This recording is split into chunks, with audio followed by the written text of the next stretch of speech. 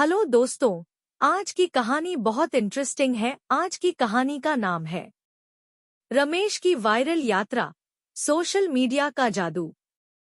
यह कहानी है एक साधारण इंसान की, जिसकी जिंदगी सोशल मीडिया के जादू से रातों रात उलट-पुलट हो गई। गांव के एक कोने में रमेश नाम का व्यक्ति रहता था, जो चाकू और छुरी की धार तेज करने का काम करता था।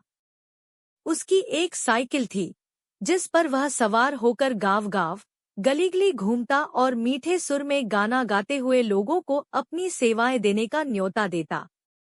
उसकी आवाज में जादू था, लेकिन उसे खुद यह बात नहीं पता थी। रमेश को अपने काम से बेहद प्यार था। दिन भर मेहनत करके जो कुछ कमाता था, उसी से उसका गुजारा चलता। वह अपनी सरल जिंदगी से खुश था। लेकिन फिर एक दिन कुछ अलग हुआ। एक बड़े रिहायशी इलाके में रमेश अपने खास अंदाज में गा रहा था। बच्चों की टोली ने उसकी आवाज सुन ली और उनमें से एक लड़के, राहुल ने फटाफट अपना मोबाइल निकाला और रमेश का गाना रिकॉर्ड कर लिया। राहुल ने बिना सोचे समझे वो वीडियो अपने सोशल मीडिया पर डाल दिया। और क्या था, रमेश का मजेदार गाना देखते ही देखते वायरल हो गया। लोग उसकी आवाज और अंदाज पर फिदा हो गए और उस पर ढेरों मीम्स बनने लगे। रमेश, जिसे इस वायरल वीडियो की भनक तक नहीं थी, अपनी पुरानी दिनचर्या में मस्त था। वह रोज की तरह साइकिल पर निकलता, गाना गाता और चाकू छुरी तेज करता। लेकिन अब लोग उसे पहचानने लगे थे। एक दिन वह ट्रैफिक सिग्नल पर गा रहा था और तभी भीड़ इकट्ठा होने लगी। लोग अपने अपने मोबाइल निकालकर उसकी वीडियो बनाने लगे। गाड़ियां रुक गईं, सड़कों पर जाम लग गया और पुलिस तक आ पहुंची। पुलिस ने रमेश से कहा, भाई, ये गाना गुनगुनाना यहाँ बंद करो, भीड़ इकट्ठी हो रही है। रमेश हक्का बक्का रह गया। उसने कहा, मैं तो बस अपना काम कर रहा हूँ, मैंने किसी को नहीं बुलाया। तभी भीड़ से एक आवाज आई, अरे, ये तो सोशल मीडिया स्टार हैं, इनका वीडियो हर जगह वायरल हो चुका है।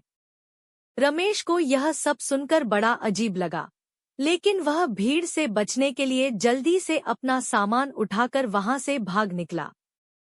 अब उसकी जिंदगी मुश्किल हो गई थी। जहां भी वह जाता, लोग उसकी वीडियो बनाने लगते। धीरे धीरे वह इस सब से तंग आ गया और उसने मुंह में कपड़ा लगाकर बाहर निकलना शुरू किया, ताकि लोग उसे पहचान न सकें। लेकिन सोशल मीडिया से भागना इतना आसान नहीं था। कुछ दिनों तक तो उसने यह झमेला झेला, लेकिन फिर उसे घमंड होने लगा।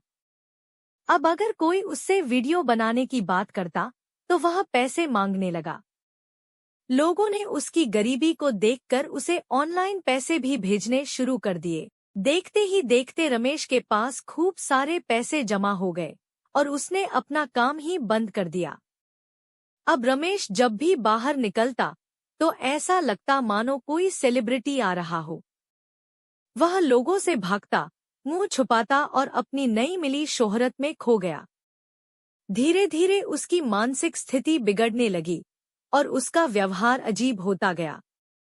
एक दिन पड़ोसियों ने उसे अस्पताल में भर्ती करवा दिया, जहां उसे पता चला कि वह अपनी असली पहचान खो चुका था।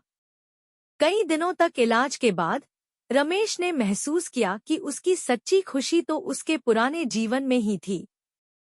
वह दिखावटी जिंदगी, जो सोशल मीडिया ने उसे दी थी, क्षणिक थी। उसने तय किया कि अब वह अपनी पुरानी जिंदगी में लौटेगा, जहां उसे अपनी मेहनत और संगीत से सुकून मिलता था। और इस तरह रमेश ने सबक सीखा कि असली खुशी साधारण जीवन में ही होती है। उसकी कहानी हमें यही सिखाती है कि वायरल होने से ज्यादा महत्वपूर्ण है अपनी पहचान और खुशी को बचाए रखना।